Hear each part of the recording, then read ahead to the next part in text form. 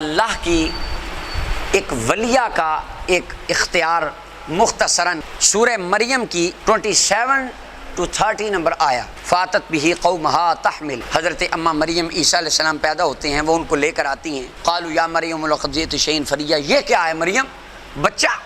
یا اخت ہارون، نیکوں کی بہن، ما کان ابوک امرأ سوء وما کانت امک بغیہ، نہ تیرا باپ برا نہ تیری ماں بری، شادی بھی نہیں ہوئی، کماری لڑکی، بچہ کدھر سے؟ واہ.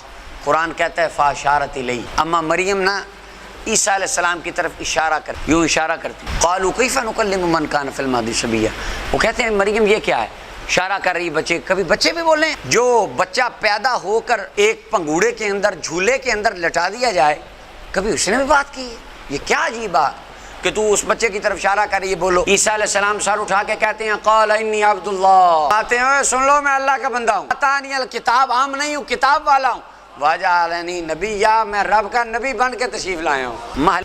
یہاں پر جو اصل میں کیا ہے دلیل، حضرت سیدہ اماں مریم سلام اللہ علیہا جب لوگ ان سے پوچھتے ہیں کہ یہ بچہ کہاں سے لائی ہو، تو قرآن کہتے ہیں انہوں نے اشارہ کیا کیا، دعا نہیں کی انہوں نے کہا ٹھہرو مصلی ڈالے، یا اللہ میں تے کچھ کرن جوگی نہیں تے میں کیڑا کچھ کر سکنی ہاں، میرے ہاتھ واسے تے میں دعا کرنی ہاں تو کوئی مشکلاں جو حل کڈ آمین.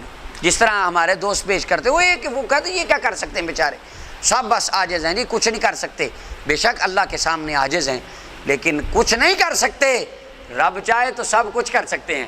اب وہ ایسا کوئی سچویشن نہیں ہے، بلکہ اماں مریم فاشارت، ڈائریکٹ دعا نہیں مانگی، اشارہ کیا. انہوں نے اشارہ کیوں کیا، یہ سوچنے والی بات. انہیں یقین تھا کہ اگر میں نے جس خدا کی عبادت اور بندگی کی ہے اور جس نے اپنا رسول بھیج کر یہ بچہ مجھے عطا فرمایا ہے بغیر باپ کے، ان کو یقین تھا کہ اللہ نے مجھے اب یہ اختیار دے دیا ہے، میں جدھر اشارہ کروں گی میرے دفاع میں ہر شے بولتی چلی جائے گی. یہ یقین تھا، یعنی ان کو اپنے اختیارات پر یقین تھا، اور وہ یقین کو قرآن بیان فرما رہا ہے.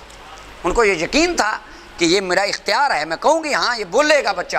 اور عیسیٰ علیہ السلام کی طرف جب انہوں نے اشارہ کیا تو آپ بولے اور آپ نے کلام فرمایا. تو اللہ کی ایک ولیہ کو اپنے اختیارات پر اتنا یقین ہے تو رب کے نبیوں کو اپنے اختیارات پر کتنا یقین ہوگا. قرآن کریم کی 10ویں آیا، ایک اور ولی کی آیا نشانی لے لیں. سورہ نمل کی بڑی مشہور 40 نمبر آیا. سلیمان علیہ السلام کہتے ہیں کون لائے گا تخت کون، تخت بلقیس کو کون لائے گا؟ قرآن کہتا ہے قال الذی عندہ علم من الکتاب. مفسرین کہتے ہیں یہ من تبعیدیہ ہے، من تبعیدیہ ہے، یعنی جس کے پاس کتاب کا تھوڑا سا علم تھا وہ شخص کہنے لگا انا آتیک بہ قبل ان یرتد الیک طرفک، آپ کے پلک جھپکنے سے پہلے میں لے کے آؤں. اور وہ آ گیا. اچھا اب یہاں پر تخت آ گیا، سو گڈ اینڈ ویل، کرامت ہے. مسئلہ یہ ہے عاصف بن برقیہ نے یہ دعویٰ کیسے کر دیا کہ میں پلک جھپکنے سے پہلے تخت لے آؤں گا؟ انہوں نے دعا نہیں کی. قرآن میں ہے کہ انہوں نے دعا مانگی ہو، یا اللہ نبی آندے نے لے آؤ تے یا اللہ مینوں لے آن دی توفیق عطا فرما آمین. کہتے ہیں بات دعا آپ کرا سکتے ہیں.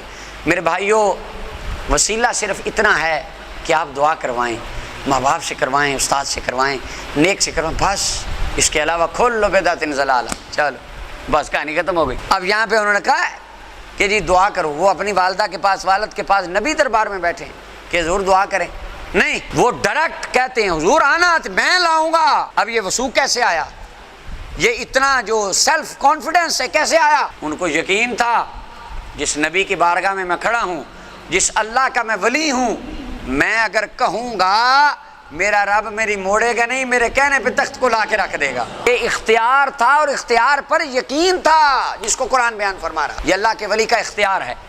تو یہ اختیارات انبیاء کی دلیلیں ہیں یہ ساری آیات بینات.